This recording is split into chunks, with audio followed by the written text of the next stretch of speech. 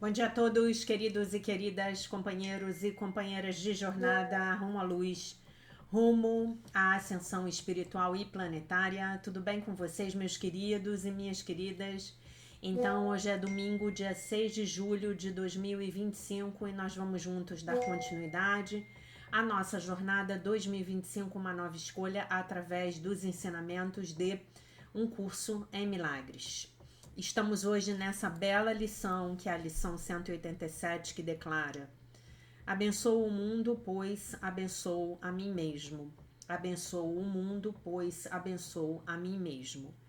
Ninguém pode dar sem ter. De fato, dar é uma prova de ter. Já estabelecemos esse ponto. Não é isso que parece ser difícil de acreditar. Ninguém pode duvidar de que primeiro é preciso possuir o que queres dar. É na segunda fase que o mundo e a verdadeira percepção divergem. Quando tens e dás, o mundo afirma que perdeste o que possuías. A verdade mantém que dar aumentará o que tens. Como isso é possível? Pois é certo que se deres uma coisa finita, os olhos do corpo não a perceberão como tua. No entanto, aprendemos que as coisas apenas representam os pensamentos que as fazem. E não te faltam provas de que quando dás ideias, tu as fortaleces na tua própria mente. Talvez a forma na qual o pensamento parece se manifestar se modifique ao ser dado, mas ele deve voltar àquele que dá. E a forma que toma não pode ser menos aceitável. Tem que ser mais. Em primeiro lugar, é preciso que as ideias pertençam a ti, antes que as deis. Se quiseres salvar o mundo, primeiro aceita a salvação para ti mesmo, mas não acreditarás que o tenhas feito, até que vejas os milagres que ela traz a todos aqueles para quem olhas. Assim, a ideia de dar é esclarecida e torna-se significativa. Agora podes perceber que ao dar, as tuas posses aumentam. Protege todas as coisas que valorizas através do ato de dá-las, e assim estarás certo de que jamais as perderás. Comprova-se através disso que o que pensaste não ter é teu. Mas não deis valor à forma das coisas, pois essa se modificará e se tornará irreconhecível com o tempo, por mais que tentes mantê-la a salvo. Nenhuma forma perdura. É o pensamento por trás da forma das coisas que vive imutavelmente. Dá com alegria, só assim podes ganhar. O pensamento permanece e cresce em força quando é reforçado ao ser dado. Os pensamentos estendem-se quando compartilhados, pois não podem ser perdidos. Não existem aqueles que dão e aqueles que recebem no sentido que o mundo os concebe. Existe um que dá e retém, e outro que também dará. E ambos não podem deixar de ganhar nessa troca, pois cada um terá o pensamento da forma que lhe for mais útil. O que lhes parece perder é sempre algo que ele valorizará menos do que aquilo que certamente lhe será devolvido. Nunca te esqueças de que só dás a ti mesmo. Aquele que compreende o significado de dar tem que rir da ideia do sacrifício. E não pode deixar de reconhecer as muitas formas que o sacrifício pode tomar. Ele também ri da dor e da perda, da doença e do sofrimento, da pobreza, da fome e da morte. Ele reconhece que o sacrifício permanece sendo a única ideia que está por trás de tudo isso, e com o seu riso gentil, tudo é curado. Uma vez reconhecida, a ilusão tem que desaparecer. Não aceites o sofrimento e removes o pensamento de sofrimento. A tua bênção repousa sobre todos os que sofrem, quando escolhes ver todo o sofrimento tal como é. O pensamento do sacrifício dá origem a todas as formas que o sofrimento parece tomar. E sacrifício é uma ideia tão louca que a sanidade a elimina imediatamente. Nunca acredites que podes sacrificar. Naquilo que tem qualquer valor, não há lugar para o sacrifício. Se o pensamento ocorre, a sua própria presença prova que surgiu o erro e que a correção tem que ser feita. A tua bênção o corrigirá. Dada a ti mesmo em primeiro lugar, agora é tua para que também a deis. Nenhuma forma de sacrifício e sofrimento pode durar muito tempo diante da face daquele que perdoou e abençoou a si mesmo. Os lírios que o teu irmão te oferece são colocados sobre o teu altar, junto com aqueles que ofereces a ele. Quem poderia ter medo de contemplar tão bela santidade? A grande ilusão do medo de Deus se reduz a nada diante da pureza que contemplarás aqui. Não tenhas medo de olhar. A bem-aventurança que contemplarás afastará todo pensamento de forma e no seu lugar deixará a dádiva perfeita para sempre, para que sempre aumente, seja sempre tua, para ser sempre dada. Agora somos um em pensamento, pois o medo se foi. E aqui, diante do altar do único Deus, único Pai, único Criador e único pensamento, estamos juntos como um único Filho de Deus, não separados daquele que é a nossa fonte e não estando distantes de nenhum irmão que é parte do nosso ser uno, cuja inocência uniu-nos a todos em um só. Permanecemos em bem-aventurança e damos assim como recebemos. O nome de Deus está em nossos lábios e ao olharmos para dentro, vemos a pureza do céu brilhar sobre o nosso reflexo do amor de nosso Pai. Agora somos abençoados e agora abençoamos o mundo. Queremos estender o que contemplamos, pois queremos vê-lo em toda parte. Queremos contemplá-lo brilhando com a graça de Deus em cada um. Não queremos que seja negado a nada aquilo que contemplamos. E para assegurarmos-nos de que essa santa visão é nossa, nós a oferecemos a tudo o que vemos. Pois onde a vimos, ela nos será devolvida sob a forma de lírios que podemos colocar sobre o nosso altar, fazendo dele um lar para a própria inocência, que habita em nós e nos oferece a sua santidade como nossa. Então vamos lá. Abençoo o mundo, pois abençoo a mim mesmo. Abençoo o mundo, pois abençoo a mim mesmo. Lição 187, ok? Então é isso. Tudo aquilo que dou é dado a mim mesmo. Então eu ofereço a minha bênção para o mundo. E assim o mundo me abençoa de volta, né? E ao oferecer a minha bênção para o mundo, automaticamente também estou me abençoando. Tá bom? Estamos aqui falando do compartilhamento dos níveis de consciência, né? Nós estamos aqui falando do compartilhamento das energias. Quanto mais compartilhamos os nossos níveis de consciência, mais nos apropriamos deles. Entendem, né? Muito bem. Então, agora nós vamos passar para a leitura do texto de hoje, do dia 6 de julho, que é o texto referente ao 7º passo dos programas de 12 passos, né? Cuja célula-mãe é o Alcoólicos Anônimos. O 6º passo diz: humildemente rogamos a Deus que nos livre de nossas imperfeições. 7º passo do Al-Anon. No 6º e no 7º passo do programa, que nos dispomos a libertar-nos de nossos defeitos de caráter, problemas, comportamentos, velhos ressentimentos, dores não resolvidas e crenças que estão bloqueando a alegria que é nossa. Então pedimos a Deus para retirar tudo isso de nós. Não é simples? Não temos de nos contorcer para nos fazer mudar. Não temos de forçar as mudanças. Pelo menos dessa vez não temos de fazer isso nós mesmos. Tudo o que temos a fazer é lutar por uma atitude de desejo e humildade. Tudo o que temos a fazer é pedir a Deus o que desejamos e necessitamos, e depois confiar que Deus faça por nós o que nós não podemos e não temos de fazer por nós mesmos, né? Então é exatamente assim que o Espírito Santo opera. É exatamente assim que eu ensino vocês a orarem. É exatamente assim que Jesus nos ensina em Um Curso em Milagres.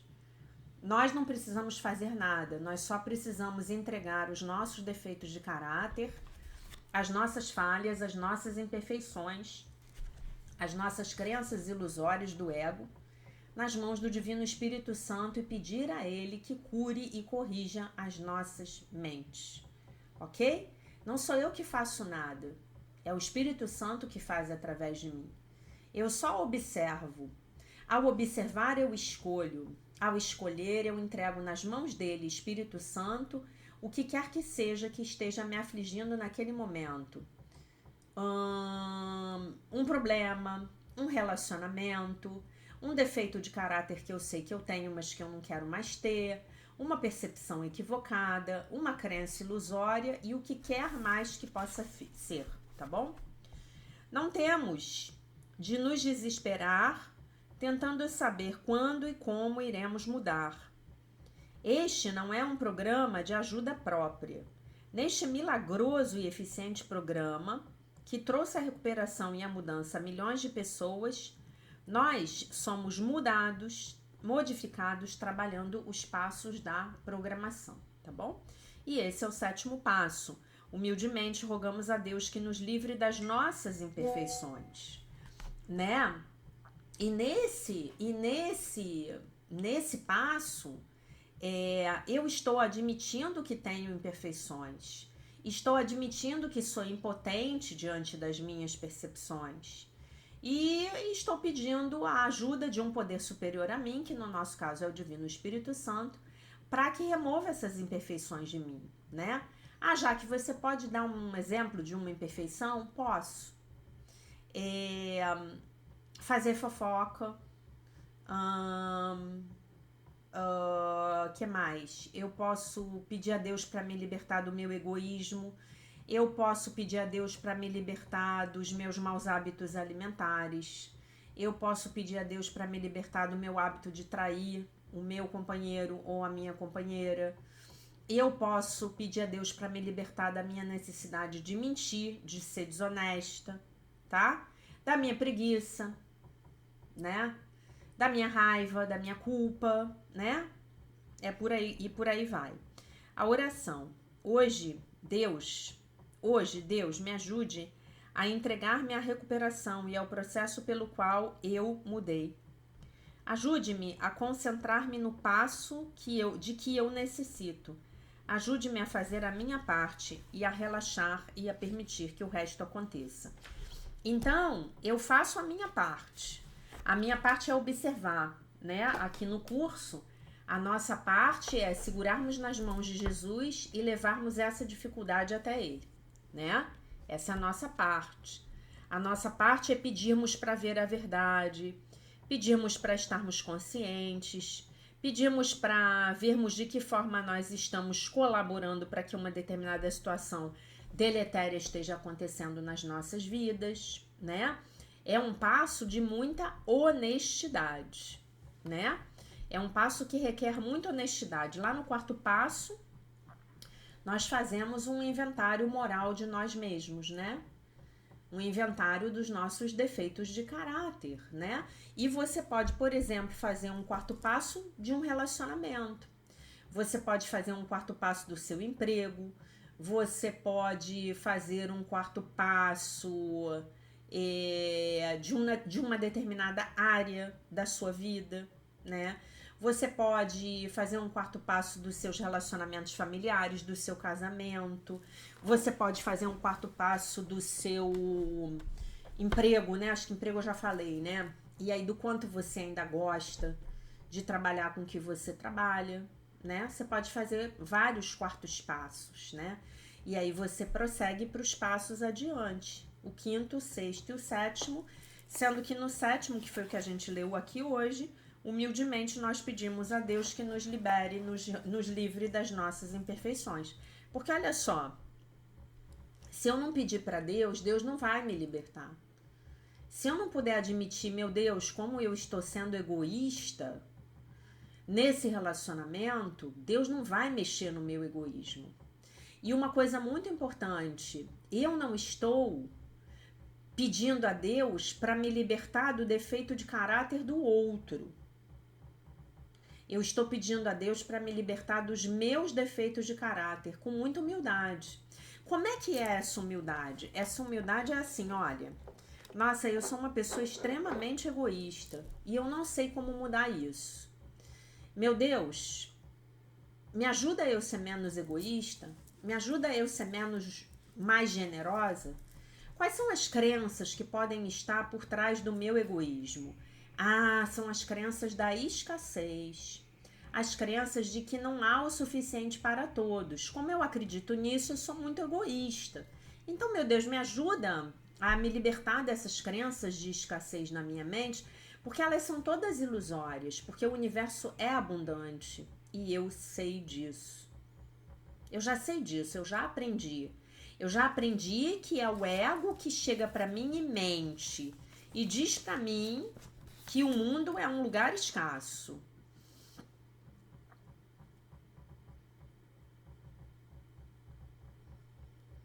Tá bom?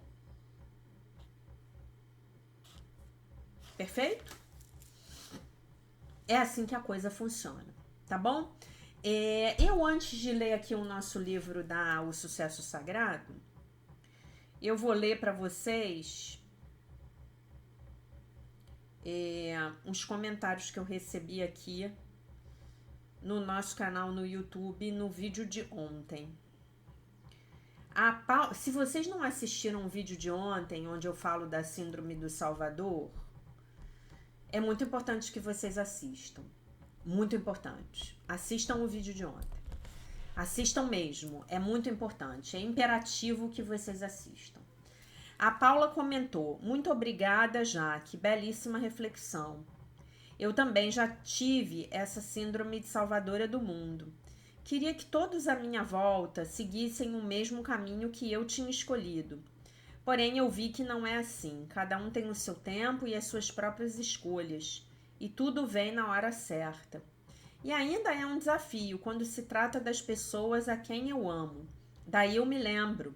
E eu dou um passo para trás e deixo fluir. Tudo é aprendizado. A Raquel colocou: muito necessário tudo o que você falou, professora. Obrigada. A Solange colocou: os textos que você leu serviram como uma luva. A Nilza colocou uma mensagem sensacional aqui: Jaque, eu amei a reflexão de hoje. Também tenho esse perfil de salvadora, mas graças aos nossos estudos, hoje eu reconheço a arrogância que está escondida por trás dessa postura. Assim como a arrogância de não entender que o meu irmão tem a mesma capacidade que eu tenho de resolver suas questões e aprender com elas. Perfeito. Jesus nos traz em Um Curso em Milagres também esse ensinamento maravilhoso, de que, quando não aceitamos a ideia de perfeição em nós, não se trata de humildade, e sim de arrogância. E isso é imenso. Muito obrigada sempre. Aí a Aline escreveu: muito obrigada, querida. Também tenho a síndrome de salvadora. E ainda tenho muita dificuldade em me frear e deixar que o outro viva de acordo com suas próprias escolhas. Peço ao Espírito Santo que corrija a minha mente e me dê a aceitação das escolhas dos meus irmãos. Muito bem. A Ingrid Ritter, muito obrigada, querida professora. A Eneida, muito obrigada. A Elisa, muito obrigada. Gente, uma coisa é muito importante, tá? É muito importante. Muito importante mesmo. É a gente saber que quando a gente tem essa síndrome aí, esse complexo de salvadora, né? O outro, ele tem o complexo da vítima, né? Então ele fica também, isso é importante a gente ter em mente, o outro fica também nos convidando a interferirmos na vida dele, né? Então é uma dança. Mas nós só temos o poder de pararmos com os nossos próprios passos, né? Do outro a gente acaba que a gente não sabe. A gente não sabe da vida do outro. Mas nós podemos gentilmente nos recusarmos a interferirmos na vida dele. E a gente pode fazer isso assim aos pouquinhos, né? A gente pode sair dessa vaidade, dessa arrogância de dizer que perdão, que nós sabemos o que é melhor para o outro, né? E isso sim é um ato de humildade. Por quê? Por que é um ato de humildade? Porque cada um de nós tem a obrigação de encontrar as suas próprias saídas. Ah, mas eu não posso pedir o apoio de ninguém? Eu não posso pedir, eu não posso apoiar aquele que vem para mim? Eu posso, mas sempre me lembrando de que o grosso do trabalho vai ter que ser do outro mesmo, né? Eu posso. Especialmente considerando aquilo que eu falei no vídeo de ontem, né? Se aquela situação tá acontecendo ali na minha frente, beleza. O que eu não posso é achar que o outro não vai dar conta sem mim. Porque aí eu tô tirando a força dele, né? A minha professora de Um Curso em Milagres falava muito essa frase, né? Ela falava que nós não podemos tirar a força do outro. Então, vejam que diferente, eu vejo vou dar um exemplo para vocês assim bem prático, né? Eu vejo uma pessoa que está carregando uma série de sacolas e essas sacolas são muito pesadas. Mas essa pessoa precisa carregar essas sacolas para ficar forte. Então, eu posso chegar para ela e falar assim: "Você quer me dar uma sacola para eu carregar?" Ela me dá uma sacola e eu carrego junto com ela. O que eu não posso fazer é falar: "Me dê todas as suas sacolas." Porque agora a sua responsabilidade é minha. Porque eu sou forte e você é fraco. Eu estou aqui, infelizmente, afirmando a fraqueza do outro. E é como alguém aí comentou, acho que foi a Nilza, né? Que todos nós temos as nossas forças, né? E todos nós precisamos nos sentir livres, nos sentirmos livres para exercitarmos essa força. Porque é essa força que vai levar a gente para frente. Para os pais, eu sei que isso é muito difícil, que isso é especialmente difícil. Mas se você pensar que um dia você terá passado para o plano espiritual e os seus filhos muito provavelmente terão ficado um pouco mais, então você precisa prepará-los para a vida, né? Assim como seus pais prepararam você e os seus irmãos para a vida, né? Hoje em dia nós vemos uma certa tendência na sociedade ao incentivo do coitadismo, né? Especialmente nos jovens, né? O incentivo da vitimização. Ah, coitado. Ah, eu vou fazer por ele. Ah, coitado. Outro dia eu ouvi uma frase que eu fiquei estarrecida. Estarrecida, mesmo. A pessoa precisava pedir ajuda dos seus filhos na casa dos 20 anos para carregar o lixo de casa, né? Ajudar com o lixo, colocar o lixo na rua nos dias que o lixeiro passa. E a pessoa falou a seguinte frase: "Ah, você sabe como é adolescente, né? Eles não fazem, não adianta contar com eles." E aí eu fiquei pensando, puxa vida, como vai ser a vida desses adolescentes, já nem tão adolescentes assim, né? Quando eles forem morar sozinhos, ou quando essa mãe não estiver mais disponível, ou quando a empregada não estiver mais disponível. Estamos criando uma geração de pessoas inúteis? Estamos criando uma geração de pessoas fracas? Tem um ditado que diz, né, que homens fortes fazem tempos fáceis. E tempos fáceis fazem homens fracos. E homens fracos fazem tempos difíceis. E tempos difíceis fazem homens fortes. Então, Então, todos nós temos que ter as nossas próprias forças. A força da sobrevivência, a força do autossustento, a força de resolvermos os nossos próprios problemas, né? Essa força, né? E se eu sou muito forte e eu fiz para minha família tempos fáceis, tempos extremamente fáceis, esse indivíduo agora, que é o meu filho, ele não vai ter que se esforçar muito. Então ele vai ser um indivíduo fraco. E aí, para ele desenvolver a força dele, ele vai ter que criar tempos difíceis. Estão entendendo a lógica, como é que funciona? E a gente não quer isso, né? Não queremos isso, né? Eu vejo hoje coisas nos adolescentes, nos jovens, que quando eu era adolescente, quando eu era muito jovem, eram absolutamente naturais. Como, por exemplo, ajudar os meus pais com as tarefas de casa, ajudar a minha mãe, né? E aí? Como é isso? Vamos refletir? Muito bem. Hoje a gente vai ler o dever de casa do capítulo 4 do livro Sucesso Sagrado, um curso em milagres financeiros, né? Mas antes de ler o exercício, eu vou ler o texto Os 16 Traços da Grandeza.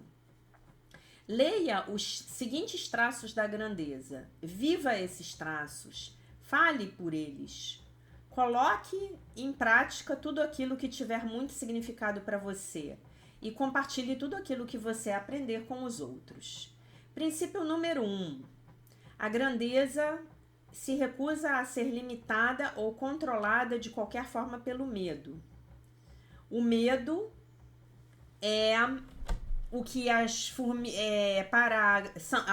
é para a grandeza o que as formigas são para um piquenique.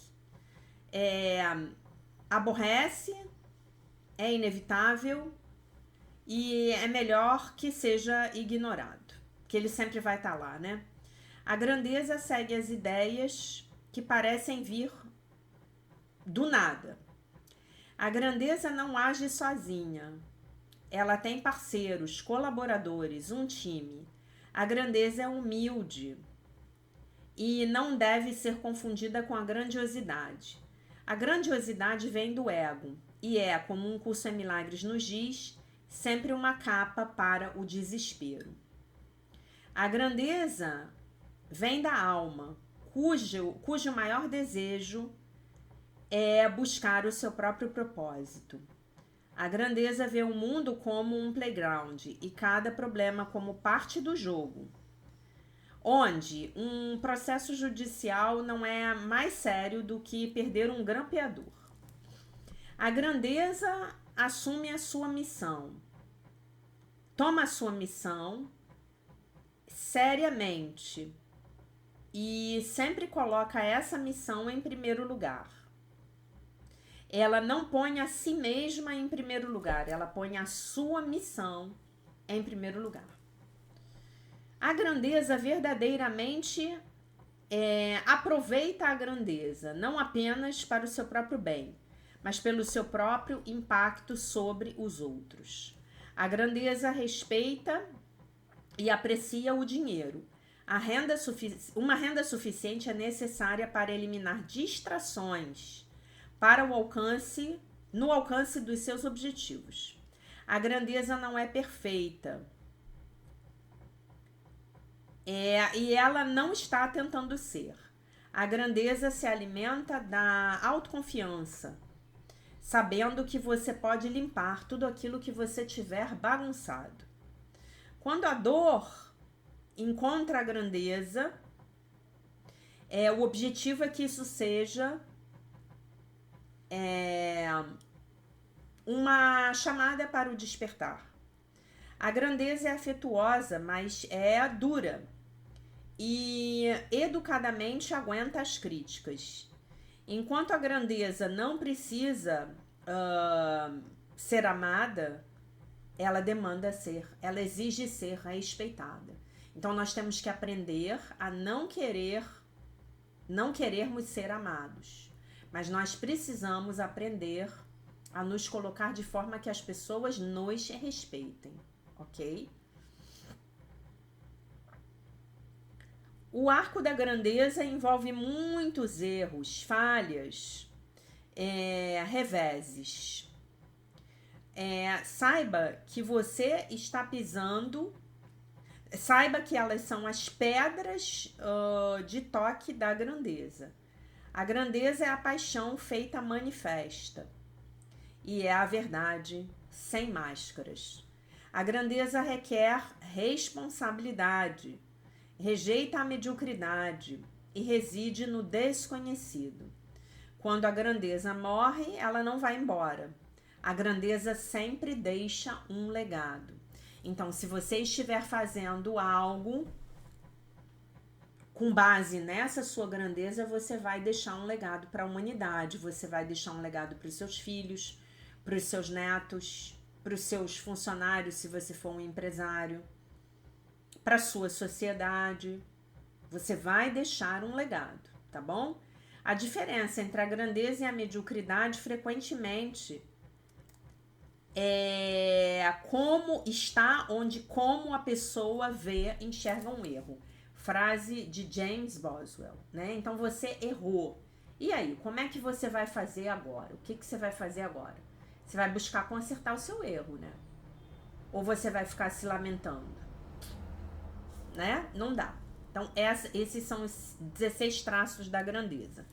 E aí, ela dá um exercício ela dá 2 exercícios de casa aqui para esse capítulo, que vão ajudar você a ganhar clareza, prestar atenção e determinar aquilo que você realmente quer. O exercício é o fazer, o ser e a lista do fazer, ter, ser e ter. Divida a sua vida nessas 7 categorias: espiritual, mental, física, vocacional, financeira, família e social. Pense a respeito daquilo que você quer fazer, ser e ter em cada uma dessas 7 categorias. Comece fazendo a lista, tomando um tempo para cada grupo. E isso vai demorar, né? Você vai ter que fazer de várias vezes. Não pare no seu primeiro rascunho, tá? A ideia é manter-se escavando mais e mais e mais, indo mais e mais e mais a fundo,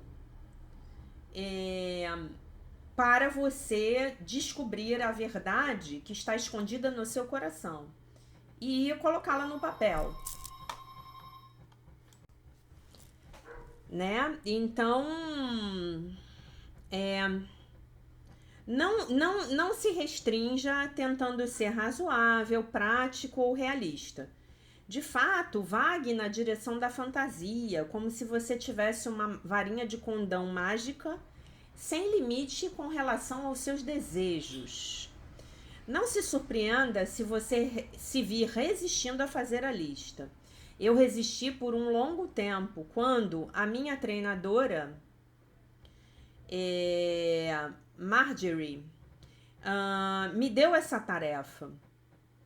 E da mesma forma, muitos dos meus clientes resistiram. Esse é um exercício profundamente efetivo. Como em qualquer desafio, a quantidade de resistência que você vai experimentar está diretamente ligada à quantidade de poder e prazer que estão disponíveis para você do outro lado, né? Quer dizer, do lado de você conseguir manifestar aquilo que você quer na vida. E eu exorto você a tentar. E os resultados podem surpreendê-lo. Então, eu vou repetir como é o exercício. É a sua vida espiritual, mental, física, a sua vocação, as suas finanças, família e a sua vida em sociedade. E você vai escrever aquilo que você quer fazer, ser e ter em cada uma dessas áreas. O segundo exercício é uma chamada revisão de poder. Divida a sua idade em 3 partes, né? Então, se você tiver 60 anos, os primeiros 20 anos, aí os 40, de 0 a 20, de 20 a 40, de 40 a 60. Escreva essas faixas de idade no topo de cada uma das 3 colunas. Você vai fazer uma tabela. E então pense sobre as experiências que você teve em cada um dos períodos da sua vida. Quando você se sentiu poderoso, importante, habilidoso e capaz. Lembre de algo que você tenha feito em que você realmente se saiu bem. Que você se sentiu muito orgulhoso de ter feito. E isso fez com que você ficasse muito feliz. Pode ser algo que varie desde amarrar os cordões dos sapatos, os cadarços dos sapatos, como ganhar uma corrida de veleiros, como escrever uma história que fez alguém rir. Tente encontrar no mínimo 3 experiências dentro de cada grupo de idade. E então, junto com a experiência, descreva em poucas sentenças aquilo que você fez, a habilidade que você usou e os interesses que você demonstrou. Você vê alguns padrões? Preste atenção em particular àquelas coisas que trazem a você grande felicidade. Todas as coisas que você faz realmente bem e que você realmente gosta de fazer tanto que algumas vezes você as toma por garantidas, né? Então, divida a sua idade em 3 pedaços, você não precisa me contar, tá? E aí você vai descobrir, vai se lembrar quais foram as coisas super bacanas que você fez, né? Nesses pedaços da sua vida, tá? Então, o nome do exercício é revisão de poder. Obviamente, cujo objetivo o objetivo do exercício é você entrar em contato com o seu próprio poder pessoal, tá bom? Lembra vocês que mais tarde nós temos o item 1, a live do livro texto, nós temos o item 1 do capítulo 11, Deus ou o Ego, e o item 1 é as dádivas da paternidade. Tá? Nós vamos ter tempo aí para explorarmos aquilo que já exploramos bastante na semana passada. Hoje à noite, se Deus permitir, hoje às 19 horas, tá bom? A segunda aula do capítulo 11 do livro texto de Um Curso em Milagres, né? Tudo bem explicadinho, bem comentado.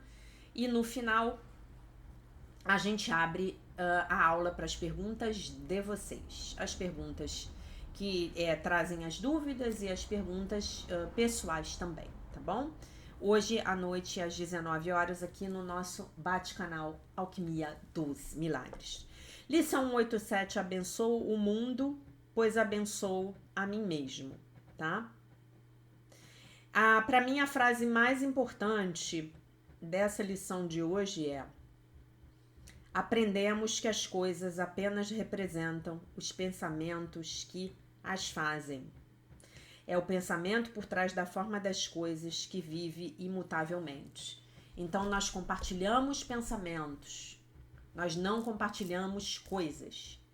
Nós compartilhamos pensamentos. Vou dar um exemplo para vocês. Se eu sou muito boa cozinheira e você gosta muito daquele bolo de fubá com coco que eu faço, eu posso compartilhar com você a receita. Não é mesmo? Eu posso ensinar você os bizus, os meus truques. Olha, eu misturo primeiro o fubá, depois eu coloco o coco ralado, aí depois eu boto o leite de coco, aí depois eu deixo o forno pré-aquecer por meia hora, a, 210 graus. E aí eu unto bem a forma, eu passo o fubá na forma, eu boto o bolo no forno pré-aquecido e eu deixo 45 minutos e fica maravilhoso. E eu ponho também um pouco de erva doce no bolo de fubá, para ele ficar mais maravilhoso ainda. Pronto, compartilhei com você. Ensinei você a fazer o meu bolo de fubá. Vocês perceberam que eu acabei de multiplicar a consciência de bons bolos de fubá na humanidade? Não sei se você gosta de bolo de fubá. Eu particularmente adoro. E é assim que nós abençoamos o mundo. Ensinamos sendo. Como dizia a minha professora amada, o outro aprende fazendo. Mas ele aprende se ele quiser. quando ele quiser, do jeito que ele quiser, no tempo dele. Não salvo mais o outro, né? E quando nós tivermos essa tentação de irmos buscar o outro para nos salvar, nós podemos vagarosamente terminar com esse hábito pedindo a Deus para nos ajudar. Até para nos inspirar com relação a para quem que nós vamos pedir ajuda, tá bom? Aí a gente tira o outro daquela posição de nosso salvador. E ele se transforma apenas no ser humano que ele é e sempre foi. Falho, limitado, igualzinho a gente. Com sabedoria, mas também com as suas limitações, tá? Então, lição 187, eu abençoo o mundo, pois abençoo a mim mesmo. Essa era a aula do dia. Eu deixo vocês com a paz de nosso Senhor Jesus Cristo, com um beijo imenso. E se Deus quiser, nós nos vemos hoje à noite. Bye, bye.